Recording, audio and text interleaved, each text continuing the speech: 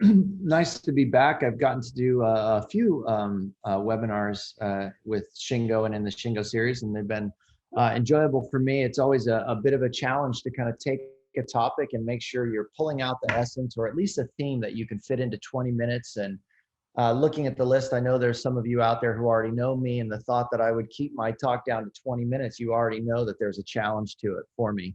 But I really like the topic that we're discussing today. I have been around Shingo for about 20 years now, and have had the opportunity to work on educational materials for Shingo, to be an examiner, to be a team leader, to be on the board. And so the idea of what does it mean to respect every individual? Why is this principle important? How do we see this actually out in an organization when we go and assess? I've actually this week been doing a virtual assessment with one of our clients, with a team of our group out there. And so this topic of how are they enabling their culture through respect, and how do we see respect manifest itself in behaviors, is really a relevant topic, and one that is on my mind quite a bit. And one of the reasons that it's a rich topic and a difficult one is that it isn't always consistent when you ask somebody what is respect, or you ask somebody to define in their words what a respectful environment it is. What does that look like? It's not always an easy answer. I think respect, I think I wrote it in a little article, respect is one of those things that people really resonate when they don't feel respected, but it's not always easy to put into words, what does it mean to have respect for every individual? Now, layer on top of that we're putting this all back into the context of Shingo and the Shingo model and the Shingo principle of respect for every individual. Now, when you look at the definition that Shingo has in the model and guidelines, you'll see it there. They've really defined it as when people feel respected, that manifests itself into them giving their hands and also their minds and their hearts. So there's a participation in it. They're active when they're feeling respected. Respect for every individual is manifested when organizational structure, how we define ourselves, how we structure ourselves, our systems, when they structure to value each individual as a person and to nourish their potential, their growth, their development, where they're going. What I like about this definition a lot is that the concept of action is getting in there. I think what's also getting in there is that the definition of what respect is, it's rich. It's got different components to it. And as I was searching around and preparing for this, I came across the Harvard Business Review article from 2018 by Christy Rogers. And she defined respect as in there's two different types of respect. And I thought it was quite interesting if you take the Shingo definition and then put it into this context of two types of respect. There's respect that you're owed respect. That's the way people are treated, with dignity, with civility. It's being professional, it's being decent. It's the type of respect that helps people feel part of a community. They feel accepted. It's the part of respect where we really talk about creating a safe space for people, meaning a safe environment, and allows them to be vulnerable, to really open themselves up. So that's the owed respect. But there's also another respect, which is the earned respect. And this is the respect that comes from being recognized by my achievements, having that getting respect because of the achievements, because of the value that I'm adding, or the valued attributes of myself. So it's the opportunity that I have to be unique, to stand out in a particular way, and to get respect, to earn respect in that manner. Now, I think when we've taught workshops, and we do the Shingo workshops, and when you go and talk with organizations or their team members about respect, I would have to say that more often than not, they talk about the owed respect. It is that respect of this environmental condition where people are treated with decency and professionalism and courtesy, and that resonates with people right off the bat.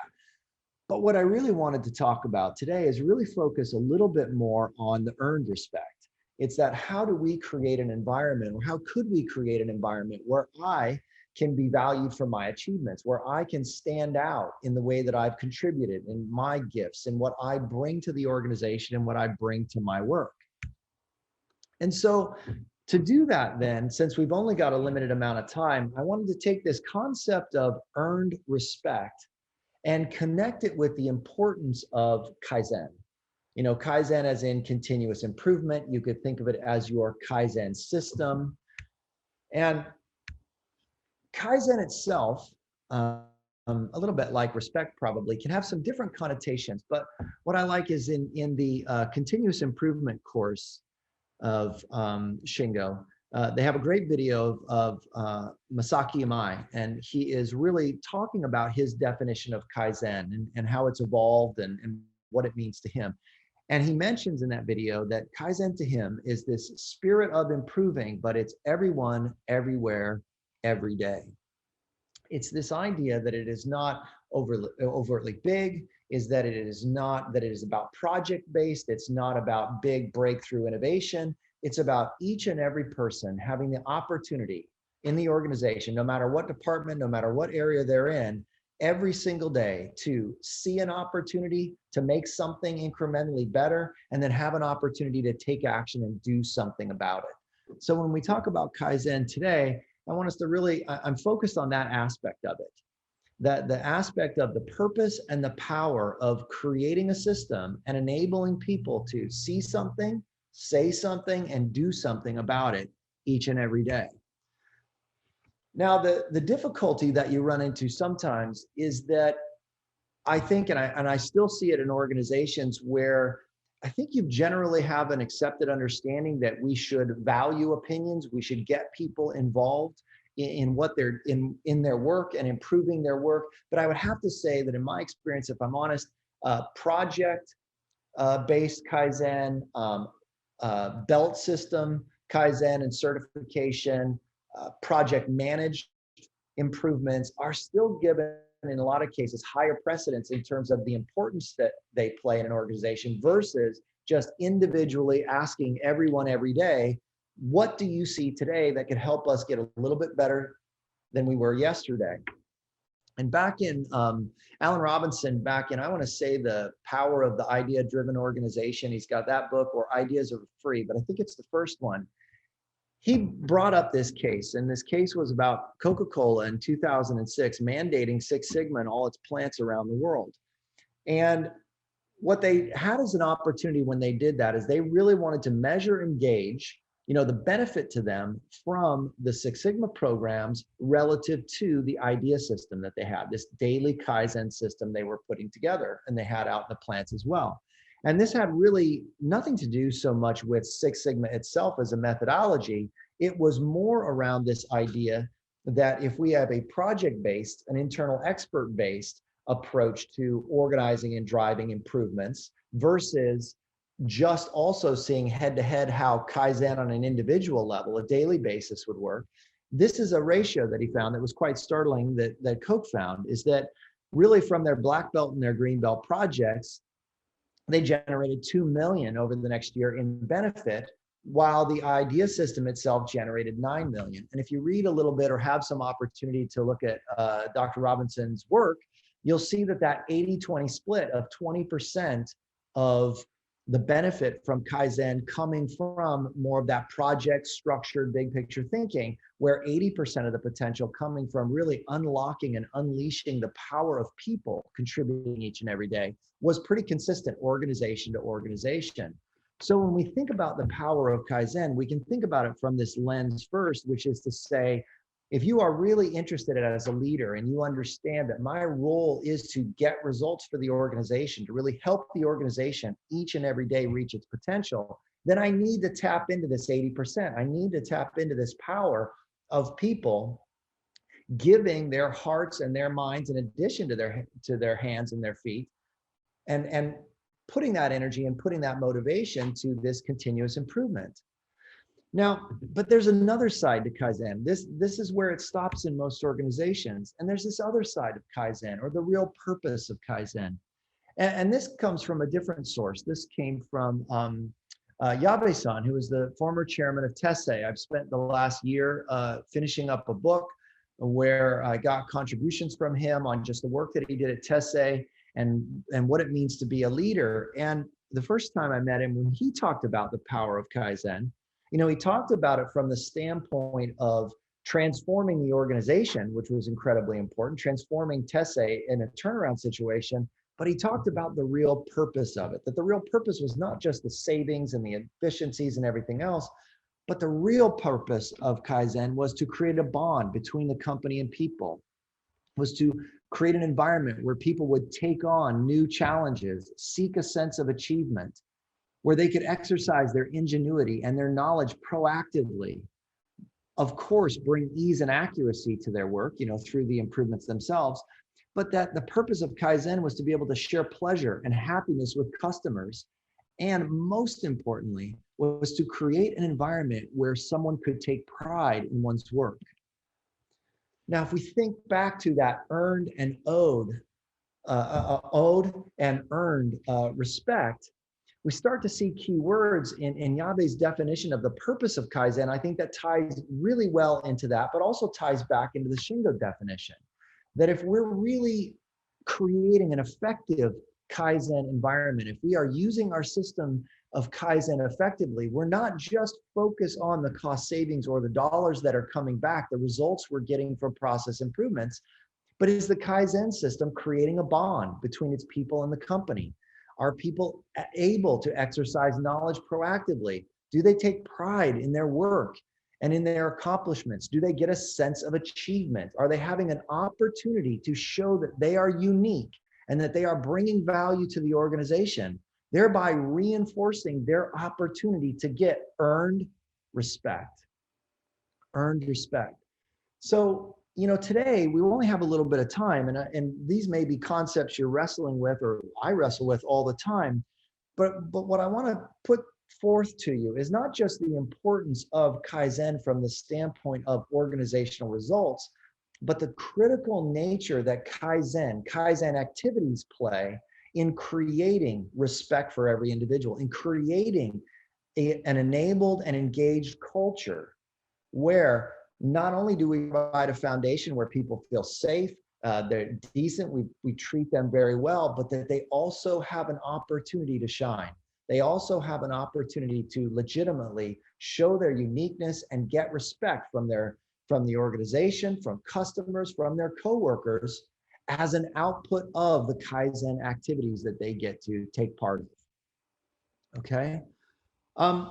Now, when we say that, that's a big, lofty goal. I realize that. I think it's very achievable to do that. But I think there are three things that I've taken away over the years. Let's call them keys or conditions of our energy around Kaizen. Like, what do we need to do in our environment to ensure or to help ensure that our Kaizen system, the Kaizen activities we do, are actually creating or maximizing our opportunity to respect every individual? So the first is challenge. You saw it in Yabe's definition, where he said the purpose of what we're doing is to enable people to seek new challenges. But this element of challenge is really, really important in a Kaizen environment. And here's three things that I think can be guides, maybe to look at your Kaizen system or the Kaizen activities you're doing, and maybe put them through this lens. Number one is having aggressive goals.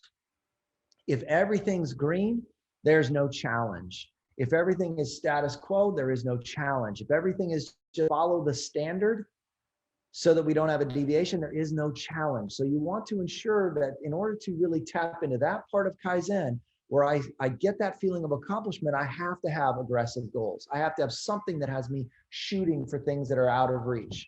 Second is impossible problems.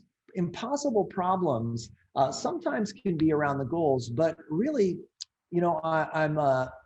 when I think of impossible problems, I think of that scene out of Apollo 13 where you've got Ed Harris there, and he comes in, they bring the engineers, right? They've talked about getting the guys home and what they're going to have to do it. And the engineers get together, they bring in all the equipment, and in essence, they say, this is all we have up there in the module, and we've got to fit these filters, into this, basically a square peg into a round hole. This is what we have to deal with. That would be a great example to me of an impossible problem, something that is really sparks that imagination, gets people to contribute, and creates an environment where they can be challenged. Finally is an inspirational ideal. When I say inspirational ideal, it's maybe a future state or an ideal state that we're trying to achieve or get to that is inspirational. It's something that I want, that I'm really bought into, whether it's my vision, it's the purpose of the organization. For Yabe, it was really about redefining what customer experience was, but it also provides a great sense of challenge, that there's a vision of the future that's not where we are right now, but it's something that I'm inspired to be a part of. Okay, so all these three things: goals, impossible problems, and inspirational ideals, may be ways that you can interject or inject challenge into your Kaizen system. The next is freedom. The next concept is freedom. Now, when we're talking about freedom, what we're talking about is really entrusting people to make decisions, entrusting people to own their part of the business, their part of the organization, their work. And there's a few parts to that I've seen that make it effective. Number one is, do we genuinely give them autonomy? Do we hand them the remote and let them drive? A Kaizen system that is structured so that if I'm a team member, if my job is just to see a problem and then hand that problem off to somebody else to solve, then I really don't have the autonomy or the freedom to really become a true problem solver. I'm more of a problem identifier than I am a problem solver at that time. So we've got to really trust and entrust people with autonomy. But matched with that autonomy is we need to set boundaries. Now, what I mean by boundaries is I don't mean strict requirements in terms of checks and balances on our Kaizen. What I mean are guidelines. And those might be boundaries relative to regulations you have. Those may be boundaries relative to strategy deployment and the goals that you have. Those boundaries may be, relative to best practices you have. But in essence, you're kind of creating some impossibility to the problem by saying, okay, you have freedom to experiment and to add value through continuous improvement, but it's within these fences. It's within these fences for alignment purposes, okay? Finally, freedom means really fostering an environment where people can take risks, where they can try something, where that Kaizen system is not overly regulated to ensure that every single idea hopefully is the best idea, but is really also has an element of structuring it in a way that people have the opportunity to explore. They have the opportunity to really experiment, try something as a team, not have it be perfect, but have it be toward the process of getting better, learning something from it. Okay. Finally, action. Action may seem simple, but I think that a system needs to be designed in a way, we'll start right at the bottom, that needs to be designed in a way where taking action can be a daily occurrence. The longer the time from thinking or suggesting an idea to the possibility of taking action on it, the lower the motivation, the less Kaizen activity, the less Kaizen energy is around it. It's much more respectful, and I feel much more respected if I am given the opportunity to take action on something with my team that we see today than I do by putting something into a system and having somebody get back to me in 2 to 3 weeks to let me know if they think that my idea is good and if we can proceed on it. Okay, that's not as exciting for me. That's not as motivating for me. In addition to action, they need to have the motivation to act. I mean, they need to want to be a part of that. They need to see the benefit of acting. And what's often, not often, but which we need to remember as well is that we have to take some time to actually teach people about the system, to really help equip them with the skills to know how to take what can be a kernel, what they've seen, it can be a kernel of a great idea, and to actually make that into an effective improvement. Okay. So, oh man, Mary, I'm almost right on time. So we're at 8:50 right now. So we've got 3 things, right? For respect, you definitely want to have an environment where owed respect is there. There's a foundation of decency, professionalism, courtesy, but you also want to focus on whether or not your Kaizen system is creating the opportunity for people to earn respect from their sense of accomplishment, their sense of contribution they're making. To do that, look at it through those 3 lenses. Is there challenge? What level of freedom do they have? And is our system and our approach to Kaizen really driven around a bias for action? Now, the final thing I'll leave you with is, this is from Eric Pope. He's a VP of operations at US Synthetic in Utah. He actually has been one of my advanced readers and sent me this. We were dialoguing back and forth, and he sent me a long set of things last night relative to the book. He was an advanced reader for me, which I really appreciate. And this is part of what he said that I looked at it and I went, wow, that captures our talk today. You know, culture is driven by leaders. But if you only talk about what leaders should do, their huddles, their standard work, their Gemba walks of strategy deployment, it often results in missing the point, or it's really just checking the box. His experience is we get better results when we teach them how to think or be humble, be respectful, seek perfection. You know, that's where they certainly are more effective, and that's where they've gotten their business success. So hopefully from today, we can take this concept of respect every individual, and we can start to put it maybe through the lens of what would it look like to create more earned respect in our environment through Kaizen by improving their ability to get challenged, by really giving them a good amount of freedom within fences, and then finally by really ensuring that it is about a bias for action. All right, Mary, I'm 2 minutes over. You're perfect. Thank you so much, Mike.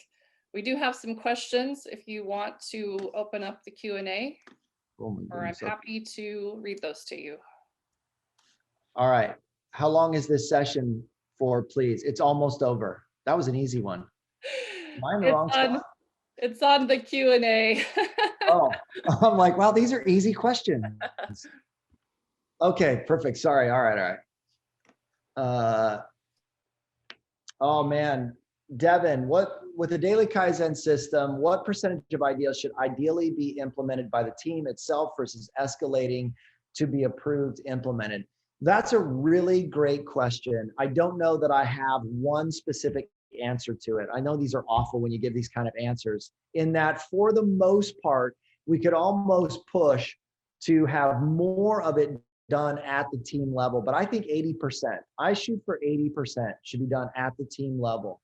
And here's why, because number one, when I'm developing a team, I want to make sure that the ideas are really within their control. And what I'm trying to do is use their goals, their strategy, their management system to improve their area. And a lot of time ideas that are escalated, they're escalated for two reasons. Number one, I've escalated it because really my idea is how to fix those guys. You know, if those guys would just get better, my life would be better. Or number two, it's something right now that's outside of my control, and now it's going to go through a whole different process. So I try to have that percentage be pretty high, like 80%, knowing that they're not all going to be there. Okay. All right. Oh my goodness. Cost is often. How do you, I'm looking at this. Oh, they're anonymous. They want to remain anonymous. How do you empower people to participate in Kaizen when cost is often the deciding factor? You know, I know the standard response on this is always, you know, you go after low cost improvements. And it's gotten to a point now where people almost don't really believe that, or they don't like to believe that. But I think it's really true. It's kind of fascinating how quickly a team, if they have cost as their constraint, it actually becomes an impossible problem that leads to better creativity. Like, okay, well, if I don't have the money to buy a new machine, what am I going to do? I was watching, I had a friend send me a video from Toyota work that they did with a local company, where they literally went to the dollar store and they constructed to the dollar store this little, you know, MacGyver. That's how you'd have to describe it. It's a MacGyver approach to folding these raincoats. And it was amazing. It did it in seconds, and it was $1. You know, they did it with $1. But if my first thought was, let's get in the engineering team to design and build a machine that folds, I'm now a different path. So I do think it's a little bit about providing that cost as a challenge, not as a reason why we can't move forward. I was thinking, how important is it to Tim, how important is the development and application of a strategic plan to a Kaizen process? How frequently should it change? Okay, so I hope this is what you mean by this, Tim. I was talking about this with somebody before, is that when I was taught about Kaizen, there were two different types of Kaizen. This is originally with Toyota years and years ago when I was quite young. There was just-in-time Kaizen and there was point Kaizen. And it was emphasized to me that you needed both. And just-in-time Kaizen was more of a strategic Kaizen. It was this idea that I was creating an environment where we were really going to implement a just-in-time philosophy everywhere and have almost like that master context to then drive some of our goal setting, our alignment of improvements, how we tackled it. And then there was point Kaizen, which was everybody, everywhere, every day. If you see something, say something. And what I have seen is that idea of this context of the just-in-time Kaizen is not as strong in facilities I've been at. It's almost missing, and Shingo will sometimes ask when we're assessors, about value stream mapping for the site, or, can you show us some current state and future state? And that's what it's trying to get at, that strategic nature of it. I don't think it needs to change that often. I mean, I think it's a standard, do it for the year and then update it and pay attention to it quarterly, perhaps. But I use it so much more as a guide to align the goals of strategy itself, the strategy deployment, and then help focus and create those boundaries for the team. All right. Let me see here. Sorry. Work with organizations. In your work with organizations, do you use impossible problem literally, and what's the reception? I can't say. If you mean, do I come in and say everybody needs an impossible problem? What's your impossible problem? No, I don't use it that literally. I don't really go out there and do it quite like that. But I will say that when you're in an organization and you're listening about where they are right now, where they need to go, the challenges that they currently have, usually there are always some impossible problems sitting there. Does that make sense? Like they have some mental monuments, physical monuments to their process, something that is inherently viewed as impossible. What I like to do is grab hold of those and really use those rather than avoid those, rather than kind of put that off and say, let's pick some of those quick wins that are easy to do. Strategically, if we can grab hold of those and put those into the context of something that the team can start to solve, it's amazingly powerful. But usually there's already some there. It's not something I'm specifically trying to dig up or go after. All right, let me see what else we got here. Okay. Oh boy. When faced with a turnaround situation where everything is red and not green, sorry, Charles, I'm not laughing at you. I'm laughing at, this has been my life for a lot of years. All green was not my problem to seek perfection. It was, holy crap, I'm red everywhere. Do you recommend any specific order in the implementation of the 3 keys to the Kaizen system? Wow, that's a really good question. Yes, I would say number one, a relentless focus on what are those strategic impossible goals that we need to solve. Of focusing down on those is incredibly helpful, especially in a turnaround situation. You just can't afford to go out there and say, everybody pick whatever you want to work on today. We really need energy and effort around a few critical things. The other thing is, by doing that, it's amazing when you start to get results, what it does to the culture, because they are reinforcing their achievement. And they are starting to get hope that if we can tackle this, we can save this. We can start turning all reds to partial greens to more greens than we think. I would say that I'm careful not to put too many boundaries initially in place. I would say that people want to come in and relentlessly standardize and tighten everything down when you're in more of a panic mode. It's like they want to have more control, which actually leads to less outcomes. So I really try to open up. You have the challenge, and then I try to open that freedom up aligned to the focus challenge and reinforce that each and every time. And it's always about quick action. I have a turnaround situation right now. I'm helping save a company right now, and we almost can't act fast enough. And primarily what happens is that people really get wrapped up more in that fear of what if something goes wrong, rather than embrace trying to make it right today. And so I'm always trying to pull that timeline sooner, because in essence, if you're really trying to culturally change a group to really believe in their ability to get to green, you have got to have a self-reinforcing cycle soon. Okay, you've really got to have them understand and believe that they can do this.